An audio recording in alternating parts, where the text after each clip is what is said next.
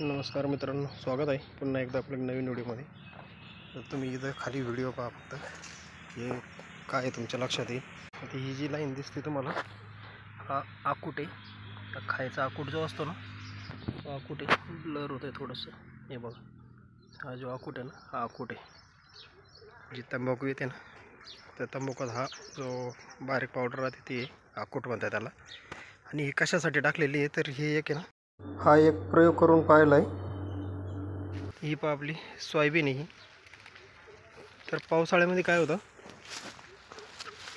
ज्या गोगलगाई येते ना, गोगलगाई सोयाबीन खात असते. हे पहा, आता ही अशी सोयाबीन आहे ना, ही लहान असताना खाऊन घेते गोगलगाई. त्यासाठी हा एक प्रयोग केला होता की आकूट टाकून पाहिला आम्ही. आणि आकूट टाकून पाहिल्यानंतर त्याचा चांगला रिझल्ट भेटला. हे पहा, आता पुढं तुम्हाला कुठे सोयाबीन खाल्लेली दिसणार नाही, पूर्ण सोयाबीन क्लिअर आहे.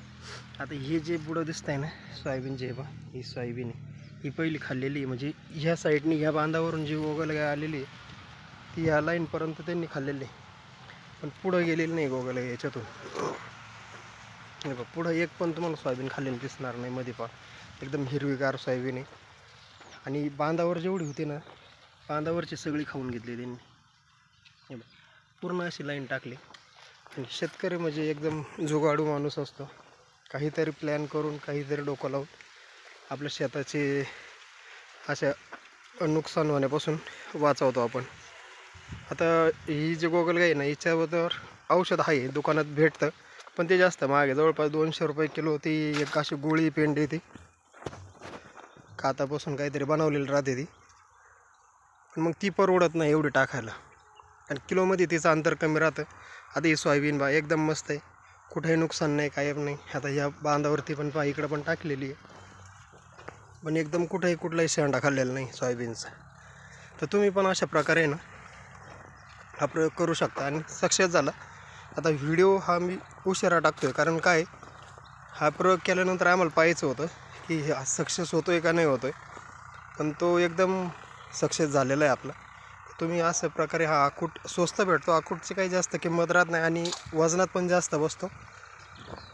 कारण आकूट हा वजनाला हलका असतो ना, जास्त येतो आणि टाकायला परवडतो. कमी खर्चात काम होतं. आणि गोगलगाईपासून तुम्ही तुमच्या सोयाबीनचं संरक्षण करू शकता. आणि गोगलगाई नुसतं सोयाबीनच नाही खात, तर आपले जे टॅमॅटोची लागण करतो आपण, टॅमॅटो छोटे असते ना, टॅमॅटोची ज्यावेळेस आपण लागण करतो त्यावेळेस टॅमॅटो जे कवळं रोप असतं ना, ते कवळं रोप पण गोगलगाई खात असते. त्यावेळेस तुम्ही गोगलगाईच्यासाठी टॅमॅटोला पण हा प्रयोग करू शकता. साईडनी जर तुम्ही आकूटचा असं गोल राऊंड जर करून टाकलं ना, तर त्याच्यावर पण चांगला फरक पडेल.